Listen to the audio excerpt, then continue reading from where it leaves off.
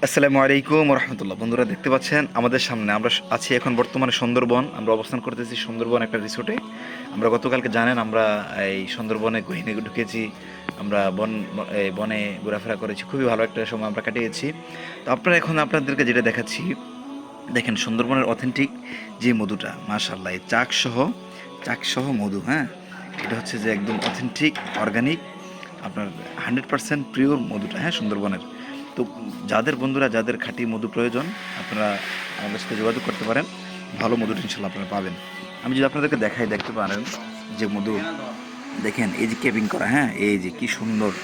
ঠিক আছে বন্ধুরা, এই যে আপনারা দেখেন, আমি আপনাকে একটু দেখাই। এই যে দেখতে পাচ্ছেন আপনারা কি সুন্দর, একদম তাজা, মানে তাজা যেটাকে বলা হয় আর কি। দেখেন ওই যে বিশেষ করে কি চাক কাটার পরে কিন্তু আমরা চাকের মধ্যে সব মধুগুলো থাকে না, ঠিক আছে, মধুর আস্তে আস্তে নিচে নেমে যায়। অনেকে চাক সহ চায়, কিন্তু এখানে কি আমি বারবার বোঝানোর চেষ্টা করি যে চাক সহ নিলে লস। কেন, এই চাকের মধ্যে পুরো মধু থাকে না, মধুটা ঝরে যায়। ঠিক আছে, দেখেন ঝরতে ঝরতে এই যে নিচে লিকুইড হয়ে গেছে। তো দেখেন অথেন্টিক একটা মধু।